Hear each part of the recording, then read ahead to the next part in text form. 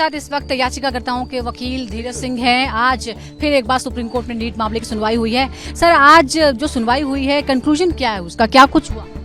आज मैडम, अगर सबसे पहले तो पिटिशनर की साइड से आर्गूमेंट जो है वो कंप्लीट कर लिया गया है और कोर्ट ने पिटिशनर्स को आर्गूमेंट कंप्लीट होने के बाद भी अगर कोई नया फैक्ट है या कोई चीज़ आर्ग्यू होना रह गई है उसको कोर्ट की नॉलेज में लाने के लिए डायरेक्शन दी है और वो जो है हमें by way of written synopsis जो है वो आज शाम तक हमें देनी है।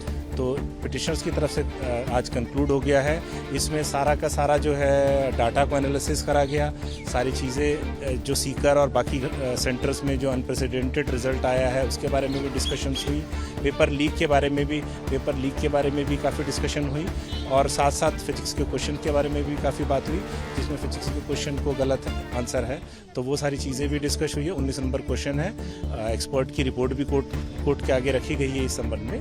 तो काफ़ी हद तक जो है फिजिक्स के क्वेश्चन पे कोर्ट कन्विंस लगी कि बच्चों का स्टैंड जो है वो ठीक है।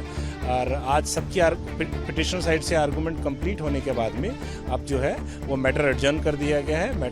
कल जो है इसमें रिस्पोंडेंट जो है एनटीए और भारत सरकार के रुख को जानने के बाद जो है कई तरह की गड़बड़ियों की बात यहाँ कही, जैसे कि एक सवाल का 2 जवाब सही कैसे हो सकता है। लेकिन मंत्री जो है धर्मेंद्र प्रधान, उन्होंने कहा है कि कुछ अनियमितताएं, कुछ कदाचार हुए हैं, लीक नहीं हुआ है। क्या आप लोग ये साबित कर पाए? क्योंकि सीजीआई ने बार बार आप लोगों से पूछा कि क्या आपके पास पुख्ता ऐसी कोई बात है जिससे आप ये साबित कर पाए कि ये बड़े पैमाने पर हुआ है, इसलिए हम पेपर नहीं, बिल्कुल लीक साबित हो चुका है। लीक पटना में हजारीबाग में ये सीबीआई ने भी माना, ये बिहार की आज हमने बयान भी दिखाए और किस तरीके से बयानों में हेराफेरी करी गई ये खुद सीजीआई साहब ने पकड़ा गया कि इन्वेस्टिगेशन को किस तरीके से पहला बयान जो है आज उस जो बिहार पुलिस की स्टेटस रिपोर्ट में दूसरा बयान पढ़ाया जा रहा था जो अभियुक्त हैं, लेकिन जब ऑनरेबल चीफ जस्टिस साहब ने उसके पहले बयान की तरफ जब इशारा करा उसमें बड़ा क्लियरली मेंशन है कि 4 की रात को पेपर रटवाया गया। और जब सब कर लिया नहीं, ये तो जो बिहार पुलिस की जो रिपोर्ट है जो आज केस डायरी है उसके अंदर ये बयान रिकॉर्डेड है कि 4 की रात को है। तो कोर्ट भी इस पे कन्विंस है कि अगर 4 को रटाया गया है तो पेपर उससे पहले आया होगा, तभी वो पेपर सॉल्व हुआ होगा, सॉल्व होने के बाद ही रटाया जा सकता है। तो लोकलाइज्ड है, ये भी तो बार-बार। और हजारीबाग से पटना गया ये भी है।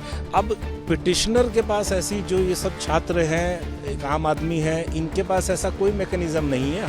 हमारा तो कोर्ट सरकार से, सीबीआई से अनियमितताओं को उनको उजागर करना हमारा ड्यूटी है। अब बिहार से क्योंकि सीकर में या राजकोट में इतना अनप्रेसिडेंटेड रिजल्ट आया है तो इस संभावना से इनकार नहीं किया जा सकता कि अगर पेपर व्हाट्सएप के माध्यम से लीक हुआ है तो क्या वो पेपर सीकर नहीं पहुंच सकता। क्योंकि जो हमने ये भी आर्ग्यू करा कि क्योंकि लोकलाइज गैंग्स हैं, वो लोकलाइज गैंग अपना बेनिफिट को, अपने प्रॉफिट को मैक्सिमाइज करना चाहेंगे। तो इसमें हमारे पास अभी प्रेजेंटली ऐसा कोई डॉक्यूमेंट नहीं है जिससे हम ये कह सकें कि ये सीकर भी या कोटा भी या राजकोट भी या जयपुर भी इस मोड से पहुंचा होगा। ये सीबीआई और पुलिस का काम है। पुलिस को इसमें जो है ईमानदारी से इसमें अपना इन्वेस्टिगेशन करके कोर्ट के आगे लाना चाहिए था। सवाल कल क्या हो? कल रिस्पोंडेंट साइड से आर्गूमेंट्स हैं वो अपना पक्ष रखेंगे और उसके बाद जो है कल ऐसा लगता है कि कल जो है मामला कंक्लूड हो जाएगा। उम्मीद है आपके पक्ष? मैडम बिल्कुल पिटिशनर की तरफ से तो हमें है, क्योंकि हमने आज एक सुप्रीम कोर्ट की मेडिकल से रिलेटेड इसी APIMT के एग्ज़ाम से रिलेटेड क्योंकि एक जजमेंट भी कोर्ट के आगे रखी जो सीजीआई साहब की जजमेंट है और उसमें हमने ये प्रूव करा गया है क्योंकि एक जो भूमिका बनाई जा रही है कि लोकलाइज है, सिर्फ 150 लोग इस पर इफेक्ट हुए हैं, तो हमने APIMT का एक सुप्रीम कोर्ट का ही आदेश को भी आज कोर्ट के आगे रखा है जिसमें सिर्फ 44 लोग बेनिफिशियरी साबित हुए थे और कोर्ट ने तब कहा था कि अगर एक भी आदमी गलत इस सिस्टम में घुसता है तो हमें उसको भी रोकना है। तो ये सब कुछ देखने के बाद हमें लगता है कि हम कोर्ट को कन्विंस कर पाए हैं और फैसला जो है वो बच्चों के पक्ष में होगा। धन्यवाद हमसे बात करने के लिए। तो धीरज सिंह को आपने सुना। उम्मीद की जा रही है कि कल इस मामले में फैसला सुना दिया जाएगा क्योंकि याचिकाकर्ताओं की तरफ से आज 3 वकीलों ने जिरह की और हर वो प्रूफ लाने की कोशिश की, दिखाने की कोशिश की जिससे ये साबित हो कि ये धांधली बड़े पैमाने पर हुई है, पेपर लीक हुआ है, कई तरह की गड़बड़ियां हुई हैं, चाहे वो अलग अलग बैंकों से पेपर निकालने की बात हो या जिस तरह से सेंटर्स पर पेपर पहुंचाया गया या फिर जिस तरह से अलग अलग सेंटर में अप्रत्याशित जो रिजल्ट हैं उनमें बढ़ोतरी हुई है, बड़े पैमाने पर बच्चे पास हुए हैं, जैसा कि कभी रिकॉर्ड में नहीं देखा गया। और अब कुछ सवालों के जवाब भी ऐसे थे जिसमें 2 सही जवाब थे और उनके बदले भी बच्चों को नंबर मिले हैं। दोनों ही तरह का जवाब देने वालों को नंबर मिले हैं। तो इस तरह की गड़बड़ियों का जिक्र किया गया है। कल फिर इस मामले की सुनवाई हो। तो आज चौथी सुनवाई हुई नीट के मामले की। हालांकि अब ऐसा लग रहा है कि अंतिम पड़ाव तक ये मामला पहुंच गया है। कल फिर इस मामले की सुनवाई होगी, लेकिन जो याचिकाकर्ताओं की तरफ से जो भी तर्क दिए जाने थे, जो जिरह होनी थी, वो पूरी हो चुकी है। कुछ छात्र भी यहाँ पर हैं जो हर रोज उम्मीद के साथ यहाँ पर पहुंचते हैं। आज जो कोर्ट में हुआ है, आपको लग रहा है कि कल फाइनल हो जाएगा? क्योंकि आज फिर आप लोग सोच रहे थे कि आज तो कुछ ना कुछ फैसला आएगा। आज तो हम यही सोच के आए थे कि कुछ ना कुछ फैसला आएगा, जो भी आएगा हमारे पक्ष में आएगा, विपक्ष में आएगा, लेकिन कुछ तो फैसला आज आ जाएगा। और उम्मीद भी थी, जैसे कि 3 बजे के आसपास CJI सर ने सबमिशंस मांगी थी सारे लॉयर से, लेकिन उसके बाद एक और मुद्दा उठ गया फिजिक्स के एक क्वेश्चन का। उसके बाद नो रीनीट वाले भी आ गए, तो सब ने अपने अपने मुद्दे उठा के और टाइम ऐसे ही 4 बज गए। अब एक जो फिजिक्स वाला मुद्दा था उस पर तो डिसीजन आ गया है, उन्होंने IIT दिल्ली की एक टीम बिठाई है एक क्वेश्चन के लिए, लेकिन हमारे जो केस था उसके ऊपर कोई अभी तक डिसीजन नहीं आया है। तो देखिए ना कि कई लेवल पर गड़बड़ियां हुई हैं, सबको एड्रेस करना। हाँ, कई लेवल पर गड़बड़ियाँ हुई हैं और सबने आज बहुत विस्तार से बताया कि कहाँ कहाँ गड़बड़ियाँ हुई हैं, लेकिन फिर भी कोई कंक्लूजन नहीं आता हुआ दिख रहा हमें।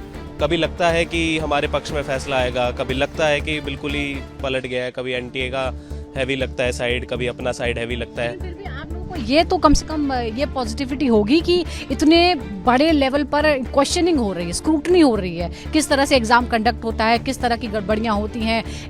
कम से कम फ्यूचर में पूरी जो व्यवस्था होगी वो बहुत ही टाइट होगी इस मामले में। हाँ जी मैम, बस ये है कि हर मुद्दे को वो जैसे ले रहे हैं, जो कि एक अच्छी बात भी है, बट बात ये भी है कि टाइम भी बचना चाहिए, क्योंकि पूरा जुलाई ही ऑलमोस्ट चला गया है। आई थिंक कल हियरिंग और है। अब हमें ये भी नहीं पता, 50-50 चांस है कि कल वो कंक्लूजन देंगे भी या फिर वो इसको फिर नेक्स्ट हियरिंग में डाल देंगे। तो वो जो टाइम एक फैक्टर है स्टूडेंट्स के लिए बहुत इंपॉर्टेंट होता है। ये डिसाइडिंग फैक्टर है कि वो इस साल के लिए कुछ करें या वो लाइन छोड़ दें या वो फिर से पढ़ें, क्योंकि हमारे पास टाइम का ही एक सहारा होता है जिसको हम अपना वेपन बना के उस चीज़ को स्ट्रेंथ की तरह यूज़ कर सकते हैं। अब वही चीज़ हमारे हाथ से बार बार निकली जा रही है, बार बार उसको पोस्टपोन करता जाता है या बार बार उसका कंक्लूजन नहीं निकलता है। और जो मेन जो हमारा मुद्दा है कि रीनीट का, कि इरेगुलरिटीज़ का, इतनी सारी जो उन्होंने डिस्कस किया, इतना सारा आता, तो उसका जो सोल्यूशन है, वो जो प्रैक्टिकल सोल्यूशन जो हम इसको बोलेंगे, तो वो रीनीट ही निकलता है। क्योंकि इतनी सारी मतलब अगर एक एग्जाम में 1000 गलतियाँ होंगी तो या तो आप हर एक को सुधारोगे तो आपको बहुत टाइम भी बहुत लगेगा। इससे अच्छा ये कि आप रीनीट सबका सबक लेके फिर से एक एग्जामिनेशन करवाया जाए ताकि वो फेयर हो कम से कम, ताकि अगर बच्चा, जैसे मेरे 657 है, अगर मेरे कम भी आते तो कम से कम मेरी रैंक जस्टिफाइड होगी। और मेरे को अगर कोई कॉलेज नहीं मिल रहा अभी इस साल, मेरे को इतने वो पढ़ रहे हैं, लाले पढ़ रहे हैं कॉलेज मिलने के, तो अब अगर मैं आगे चल के 640 भी लाती हूँ अपने जो हमारे मार्क्स, तो अगली बार मुझे कम से कम एक कॉलेज मिलेगा, तो कि हाँ मेरे इस शहर में कॉलेज है या वो है। तो देखिए, बच्चे बहुत से दोबारा पेपर देने को तैयार हैं। आप बताइए, कल 24 तारीख से काउंसलिंग की डेट भी NTA ने बताई है। कल अगर इस मामले में फैसला नहीं आता तो फिर तो और मुश्किल हो जाएगी। यहाँ मुश्किल तो हो जाएगी हमारे लिए, बट उम्मीद करते हैं कल फैसला आए। अगर कल फैसला नहीं आता और लंबी डेट बढ़ती है तो देखिए, हम भी काफ़ी टाइम से यहाँ पर आ रहे हैं, इस चीज़ की उम्मीद लगा कि हमारे साथ जस्टिस हो। और कल फैसला नहीं आएगा तो हमारी उम्मीदें बहुत धीमी पड़ जाएंगी इस चीज़ से, क्योंकि काफ़ी लंबा टाइम चल रहा है ये, और अगर ऐसे डिले होता रहा फिर तो काफ़ी मुश्किल हो जाएगा, क्योंकि इतने लंबे सेशन स्टार्ट नहीं हो सकते इतने टाइम बाद में। ये देखा ना कि इतने सारे जो सवाल पूछे गए, आपको लगता है ना कि बहुत सारे सवाल पूछे गए हैं, हर पहलू को, हर समस्या को एड्रेस किया जा रहा है सुप्रीम कोर्ट की तरफ? हाँ देखिए, ये सब किया जा रहा है, और मेन एक चीज़ रखी नहीं गई है, जो MBBS स्टूडेंट्स इस चीज़ में इन्वॉल्व थे और जो पकड़े गए हैं उसके बारे में बात नहीं की गई है। बट मान लीजिए अगर ऐसे ही अगर ये हमारे साथ जस्टिस नहीं होता, रीनीट नहीं होता और फेक डॉक्टर्स बन गए, वो भी तो MBBS स्टूडेंट होंगे। अगले साल जो पैसे उन्होंने पेपर लीक करने के लिए दिए हैं, कि उन पैसों को बनाने के लिए वो भी पेपर लीक करवाएंगे अगले साल से। तो इनको रोकने के लिए रीनीट एक हमारे पास सॉल्यूशन है। और जिस तरीके से लास्ट में टाइम वेस्ट किया गया इनके द्वारा, कि वो जो क्वेश्चन था, मान लीजिए रीनीट होता है, उस इशू का फ़ायदा क्या? हमारी मेन प्रायोरिटी होनी चाहिए रीनीट, उसके लेकिन देखिए ये भी है ना, जब व्यवस्था को देखना है, आप जैसे सीजीआई देख रहे हैं तो वो हर लेवल पर देख रहे हैं कि किसी भी तरह की गड़बड़ी ना हो, किसी भी तरह से 2 नंबर कम या 2 नंबर ज्यादा ही क्यों मिले, उससे रैंक में फर्क हो जाता है। आप बताइए, बड़ी उम्मीद के साथ आप आ रहे हैं, चौथी सुनवाई थी आज, क्या लगा? मैम आज की सुनवाई बड़ी पॉजिटिव हुई है और मुझे ये एक इंट्यूजन आ रहा है कि रीनिट होने जा रही है। अब ये देखना है कि ये 13 लाख बच्चों के लिए रीनिट होगी या 1,08,000 बच्चों के लिए। और बात रही वो एक क्वेश्चन की, एक्चुअली आज क्योंकि सीजीआई साहब ने कहा था कि आज फाइनल कंक्लूसिव हम डिबेट कर रहे हैं, तो ऑब्वियस सी बात है 38 पिटिशंस को कंपाइल्ड किया हुआ है और एक पिटिशन बनी है। तो सारे जो पिटिशनर थे उनके लॉयर उनके जो है रिक्वेस्ट रख रहे थे, जिसमें एक स्टूडेंट आया जिसका 711 नंबर थे, बहुत सारी चीज़ें हैं। तो मुझे ऐसा लगता है जिस तरीके से 2 दिन पहले एनटीए ने डाटा निकाला और हमने उसकी एनालिसिस करी, आप देखिए सीकर से 46 सेंटर्स हैं जिसमें बच्चों ने टॉप किया है। पूरे राजस्थान से टॉप 100 में जो है 71 सेंटर्स हैं। कंसिडर किया मैम हाँ बिल्कुल, इस पे डिस्कशन हुआ और हमारे वकीलों को हमने पूरे एविडेंशियल प्रूफ दिए थे, जिसमें हमने टॉप 50 कॉलेजेस दिए, टॉप 100 दिए, टॉप 1000 दिए और उनने वहाँ डिस्कशन किया कि 50 टॉप कॉलेजेस में से 38 कॉलेजेस सिर्फ सीकर से हैं। मैम कैसे पॉसिबल है? 23,31,000 बच्चों ने पूरे भारत में एग्जाम दिया, 1,08,000 बच्चों ने टॉप किया और आप देखिए 42,000 बच्चे सिर्फ 100 सेंटरों से। जो एजुकेशन मिनिस्टर हैं धर्मेंद्र प्रधान, वो कह रहे हैं कि थोड़ी बहुत गड़बड़ी हुई है, लीक जैसी कोई बात नहीं है, सिस्टम ठीक से काम। देखिए मुझे ऐसा लगता है सरकार या धर्मेंद्र प्रधान जी उस समय जो है चुनाव में व्यस्त थे, क्योंकि जब हम धर्मेंद्र प्रधान जी से मिले तो उनने खुद ये कहा था कि मैं चुनाव में व्यस्त था। तो मुझे ऐसा लगता है कि सीजीआई और सुप्रीम कोर्ट ने ये तो मान लिया कि पेपर लीक हुआ और ईओयू पटना के उनने पूरे बाकायदा बयान जो थे वो सुने और ये एस्टेब्लिशमेंट हो गया है कि 4 तारीख की रात को लीक हुआ है। अच्छा, आज एक चीज़ और भी नहीं हुई, सीजीआई ने उन पूरे 7-8 मुन्ना भाई सॉल्वर की भी बात की, जिसमें 4 एम्स पटना की उनकी बात की गई, भरतपुर के 2 थे उनकी बात की गई और एक जो रिम्स की लड़की थी रांची की उसकी भी बात की गई।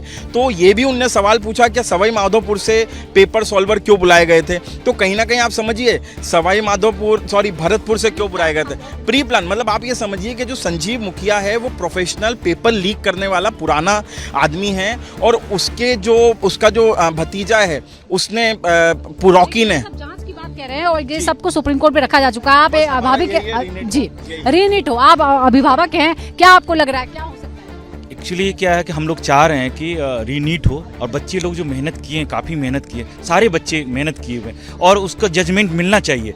सीजीआई सर के पास आया हुआ है, ये जो आया हुआ था इसमें जजमेंट मिलना चाहिए। हमारी बिटिया ने दिया था और उसने काफ़ी तैयारी करके दिया था इस बार और काफ़ी एक्सपेक्टेशन था कि इसको होगा। 640 मार्क्स में वो चाह रही थी कि मेरा कॉलेज मिल जाए यहाँ पे और उसका कॉलेज नहीं मिल रहा, इतनी परेशान है। 4 टाइम्स रैंक उसका आया है, ज़्यादा आया है। जो लास्ट ईयर 10,000 11,000 रैंक आता, उसमें इस बार 40,000 रैंक आया हुआ। तो इसलिए उसने तो बिलीव करना ही छोड़ दिया। और आज हमारी बिटिया की बात नहीं है, सारे बच्चे लोग आप सोच रहे हैं कि आगे जो बच्चे हैं कि आगे से मेडिकल के एग्जाम देने, अगर 660 में अगर होगा और इस तरह धांधली होगी तो लोग डॉक्टर नहीं बनेंगे, अच्छे डॉक्टर नहीं बनेंगे। नीट से जो पास होते हैं बच्चे वो विदेशों में भी जाते हैं, वहाँ भी मान्यता है इसकी।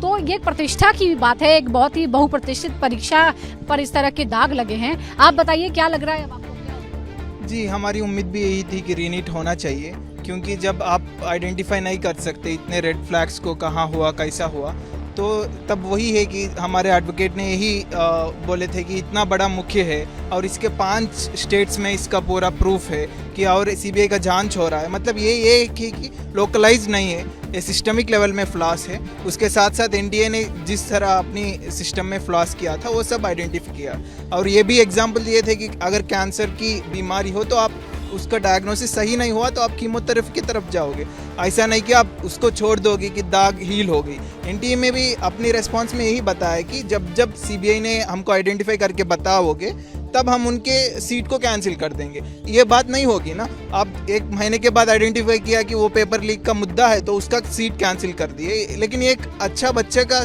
सीट तो गायब हो गई ना, तो ये हो ही नहीं सकता है। तो एनटीए ही अपने मामले में सही नहीं था, इसलिए पूरा मामला हुआ नहीं। आप बताइए रीनीट?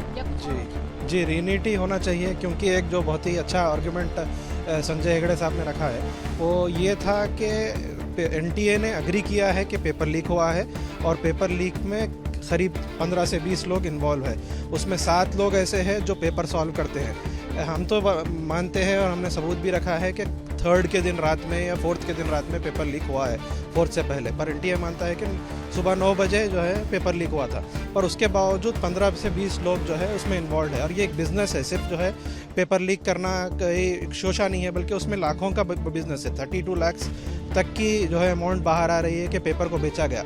तो ये तमाम जी तमाम जितने भी लोग इसमें इन्वॉल्व है, जो पेपर को सॉल्व करके स्टूडेंट्स को देने वाले हैं, वो लोग भी फिर बिजनेस करेंगे। उनके बारे में कोई सबूत नहीं है कि वो किसी तक पास किए हैं या नहीं।